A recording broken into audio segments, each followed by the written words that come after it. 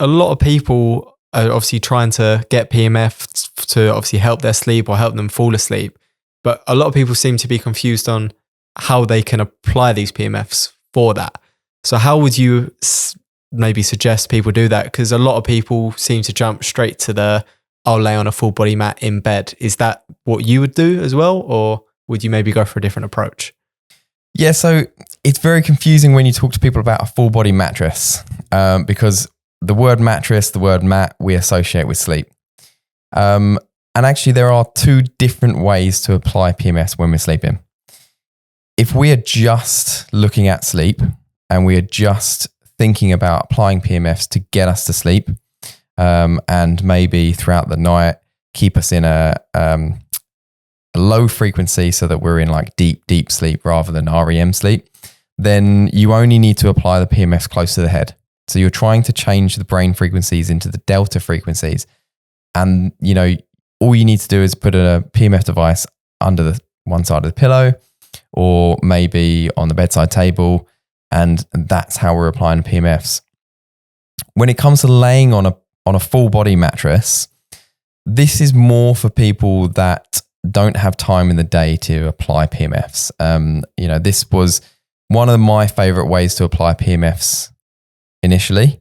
And then I found different benefits and different ways of integrating PMF into my life to be able to get the PMF throughout the day and then actually just apply a device under my pillow for sleep. So if we've got a person who is trying to treat a chronic condition, yet they're a very, very busy person, they've got a long commute to work, they're in the office most of the day and they haven't got a device that they're using, within the office or within the time of the day, then they can use these sessions in the night and they can lay on a full body mat. But ideally, when we're talking about sleep and PMFs, we just want to be changing the brain frequencies and therefore using a device close to the head.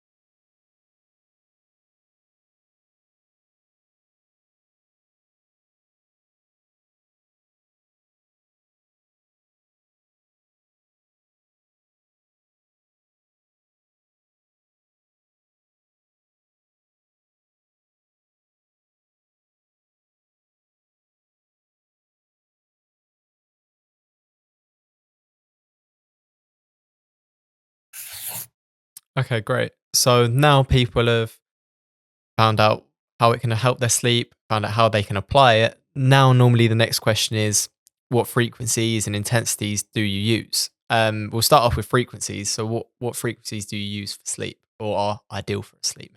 So as I mentioned before with PMFs, frequencies, when we're trying to heal things, when we're trying to create an environment in the body to heal, we want to use a range of different frequencies and we want to apply different frequencies to the body throughout the day.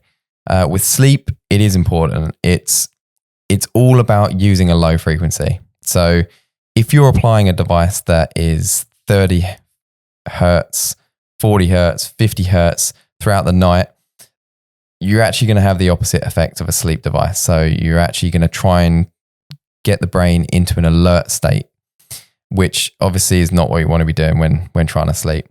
So it's very important that you're using a PMF device on the sleep frequencies, which are ideally anything from 1 to 4 hertz. And that is our deep sleep as well. So that's not just within, falling asleep and REM sleep. The way I apply PMFs for sleep is initially getting me to sleep. So it's the problem I have is switching off in the evening. I'll get into bed and I'm thinking about the next day. I'm thinking about a million things going on. And the process of me getting to sleep is the issue.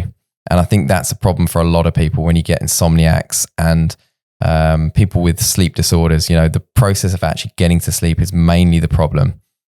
So finding a device that has the range of frequencies in a sleep mode from 1 to 4.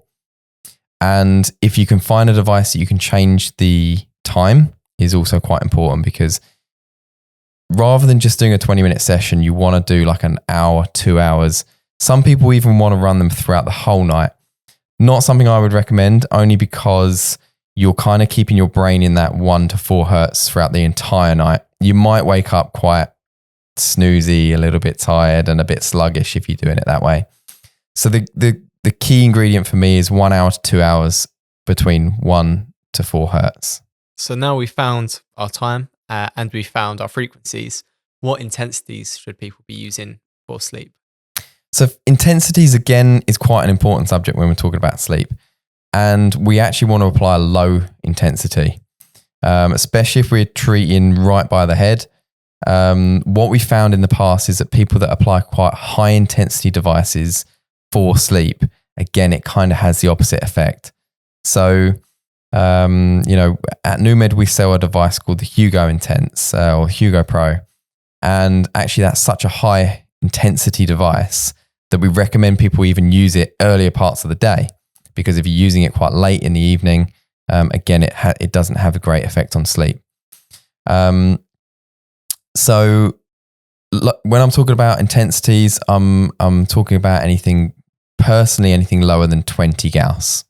So again, if you've got a device that offers you higher frequencies to 20 Gauss, just make sure you've got the ability to lower those intensities down.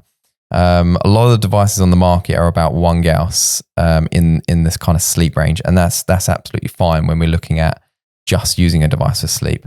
But then them devices are a little bit more limited in the kind of chronic conditions and healing side of things.